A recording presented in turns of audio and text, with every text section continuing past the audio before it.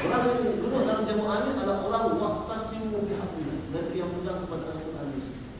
Kalau mereka tak pegang kepada Al-Quran dan Sunnah, okey, maknanya tuan mereka tak duduk dalam. Walaupun seolah-olah mereka duduk dalam surga.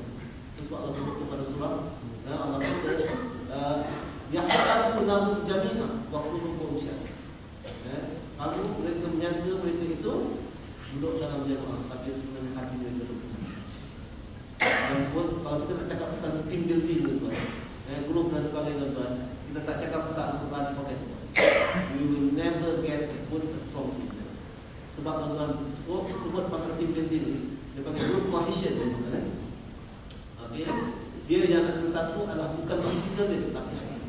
Dan hati dia hanya Allah disatukan. Wa allafa baina qulubi.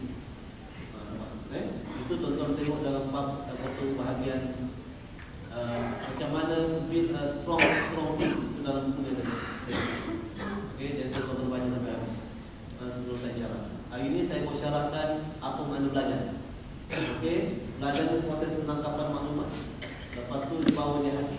Sekali yang dikatakan dibawa di hati itu macam mana hati proses maklumat itu, itu kita kena sambung dalam hati.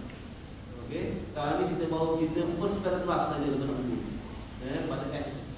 Nanti kita akan sambung dulu. Tak tahu berapa tahun kita dah habis itu. Okey, tapi kita kena habis cepat tuan.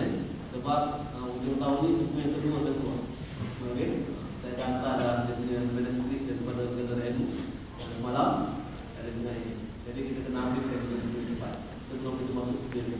Sebab ada ratus-ratus bisa ada satu konsep orang yang kita kena rectify dulu. Sebab kalau kita tak betulkan tuan-tuan, kita akan jadi manusia sesat. Dan benarnya hanya boleh guided oleh Allah SWT.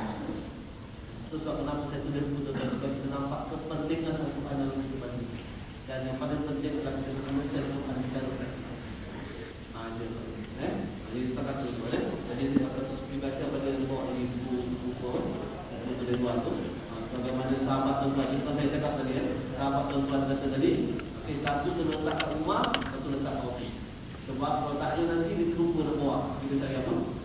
Saya buat pengajian. Okey, sekarang pergi sekolah dia. Pergi sekolah dia.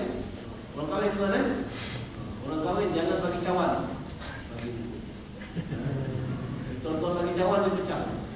Okey, tuan-tuan dari buku ni, insya-Allah kalau dia dapat hidayah, tuan-tuan dapat pahala. Ini kempen yang kedua, bukan kempen tapi memang. Okay. Begitu juga kalau ada sahabat-sahabat kita kat hospital, bagi buku. Jangan buat vital, dia tak makan. Buang dulu. Yang makan orang sihat. Jadi bagi dia buku ni supaya mana-mana dia termenung tuan-tuan, dia baca buku ni akan kurang sikit stres. Melalui ayat-ayat Quran saja. Okey, setakat tuan-tuan. Saya tutup dengan taufiq. Assalamualaikum warahmatullahi wabarakatuh. Yang kita umumkan.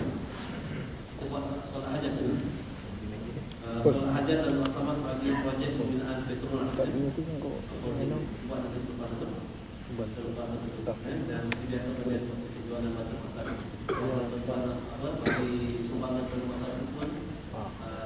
Kita depan apa?